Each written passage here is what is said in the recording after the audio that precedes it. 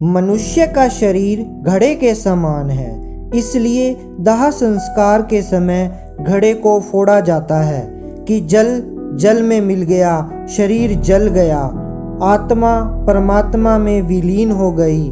बुद्ध इस सूत्र में कह रहे हैं कि प्राणी तू इस बात को जान, इस बात की अनुभूति कर कि यह शरीर एक मिट्टी का घड़ा है। इस बात का बहुत गहरे में आत्म बोध कर। पहले समय में राजा लोग नगर के चारों तरफ ऊंची दीवार बनवाया करते थे ताकि कोई अनजान व्यक्ति या शत्रु नगर में न घुस सके। बुद्ध कह रहे हैं, हे प्राणी, तू भी अपने चित्त को नगर रूपी दीवार के समान दृढ़ कर ले। चित्त को स्थिर करने से अनचाही वासनाएं उसे डावाडोल नहीं कर सकती। तुम्हारे पास प्रज्ञा अर्थात विवेक रूपी जो हथियार है, उससे मार का या वासनाओं का सामना करो और इस प्रकार अपने जीवन को व्यतीत करके जो तुमने कमाया है उसकी रक्षा करो। क्षण भर की भूल से, आसक्ति से सब जमा किया हुआ नष्ट हो सकता है। मनुष्य की ऊर्जा दुख में घटती है, शांति में स्थिर रहती है और आनंद की अवस्था में बढ़ती है। चित्त का दमन करना अर्थात चित्त के उन छिद्रों को बंद करना है जिनसे ऊर्जा व्यर्थ बाहर को बह रही है। काम, क्रोध इत्यादि छिद्र हैं जिनसे मनुष्य की ऊर्जा व्यर्थ में बाहर को बहती है। इन छिद्रों को दमन के द्वारा बंद करना है। गलत से लड़ने में अपनी ऊर्जा को नष्ट मत करो। वह ऊर्जा जो गलत से मुक्त हो और ठीक में जागृत हो, वही सम्यक धारा है। भगवान बुद्ध इन सूत्रों में बता रहे हैं कि मन कैसे कैसे खेल मनुष्य के साथ करता है। जो मनुष्य मन के वश में होकर उसके निर्देशों के अनुसार अपना जीवन व्यतीत करता है, वह जीवन भर हमेशा दुख ही दुख भोगता है। जो व्यक्ति अपने विवेक से अपने मन को वश में कर लेता है, जो अत्यंत कठिन है, उस मनुष्य का जीवन सुखमय और आनंद से भर जाता है। संयम शब्द का अर्थ यहाँ कंट्रोल से नहीं अपितु संतुलन से है। संयम का अर्थ है जीवन संतुलित हो। संतुलित अर्थात होश पूर्वक जीवन को जीना।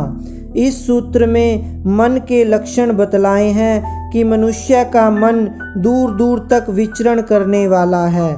यह अशरीरी है और अति सूक्ष्म होने के कारण यह हर स्थान पर पहुंच जाता है।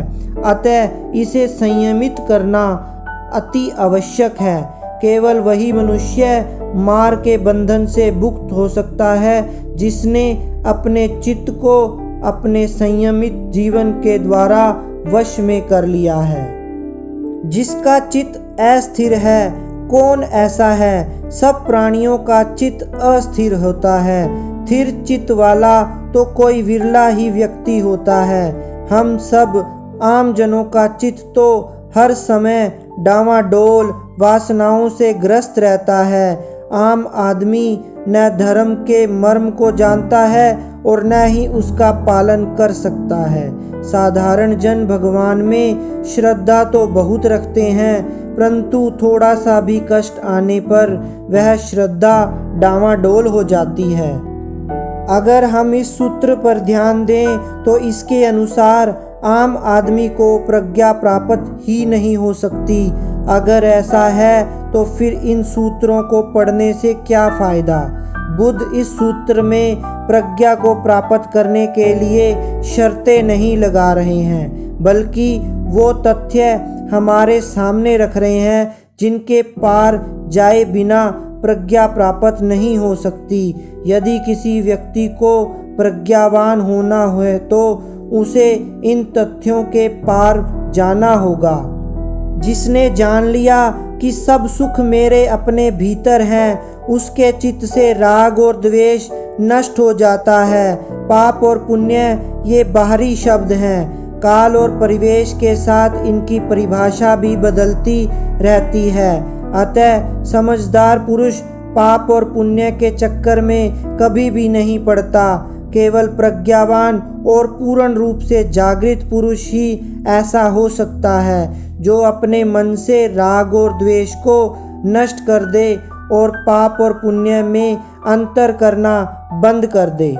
समय समय पर मौसम बदलते रहते हैं, इसी प्रकार सुख दुख आते जाते रहते हैं। पाप और पुण्य की परिभाषा समय और समाज के साथ बदलती रहती है। जिस दिन कोई व्यक्ति जिंदा रहते हुए भी अपने शरीर को कांट की भांति निश्चल पृथ्वी पर पड़ा हुआ देख लेता है, वह ज्ञान को उपलब्ध हो जाता है। जिस दिन तुम शरीर के पार गए, उस दिन प्रज्ञा को प्राप्त हुए, अर्थात उस दिन आपने परमात्मा को पा लिया। ये महात्मा बुद्ध के वचन हैं। जिसने अपने आप में इन वचनों को धारण कर लिया और उनके मार्ग पर चल पड़े, उन्हें परमात्मा की प्राप्ति हो गई।